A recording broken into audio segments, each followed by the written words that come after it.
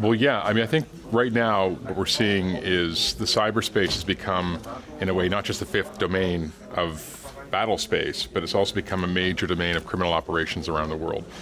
And the challenge with cyberspace as a criminal domain is that it's, first of all, global, it's inherently distributed, it's widely dispersed, and therefore very difficult for police and criminal justice systems to get their heads around. But also it has a huge amount of anonymity and a large number of actors, but very difficult to trace who are the perpetrators. You have everything from teenage hackers and organized crime groups and syndicates all the way to rogue states and the operatives and actors behind them. And what we're seeing in a lot of cybercrime today is that there's often a combination of many of these actors operating together, and yet very difficult to attribute who in fact is the primary author of that crime.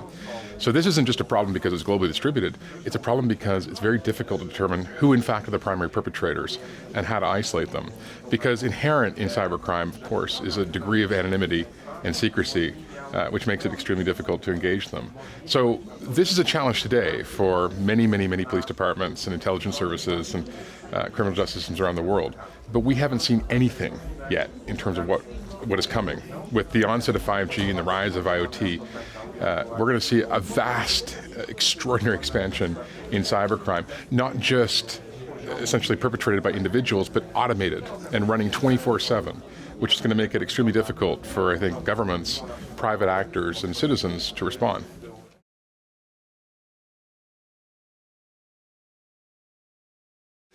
So two trends are going to redefine the cybersecurity landscape in the 21st century.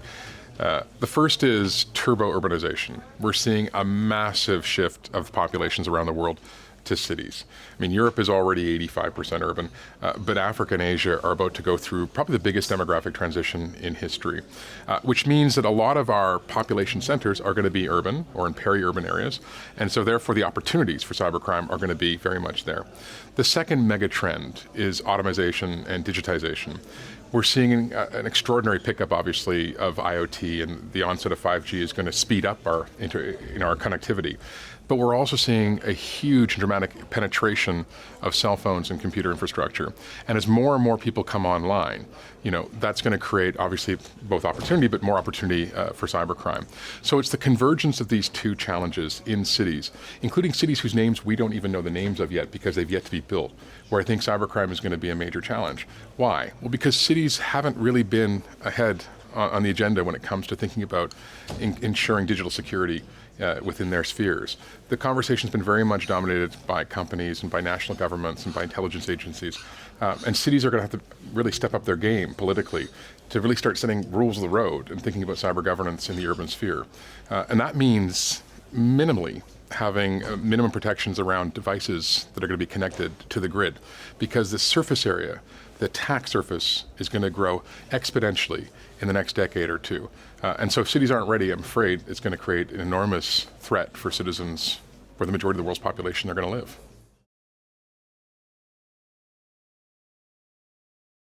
Well, it's my first time coming to the Cybersec conference, so it's been a delight, and obviously, a huge amount's been accomplished, and it's not just a space for ideas and sharing innovation, but it seems to be also focused on impact and encouraging governments and businesses to really think differently and in a data-driven and evidence-based way about what they can do to engage. So that emphasis not just on ideas but impact, I think, is critical.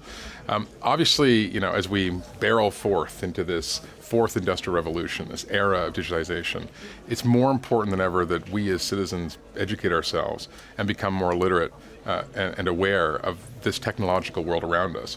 It's no longer possible for us to stick our heads in the sand and simply hope that somebody else is going to engage. So one of the really exciting opportunities, but maybe one of the big daunting challenges for all of us as we think about securing our DNA, our digital DNA, is really improving our own awareness and education. And that means boot camps for mayors and CEOs, but it also means citizens have to constantly be upgrading their own skills and understandings of these issues if we're really going to keep ourselves safe, digitally speaking.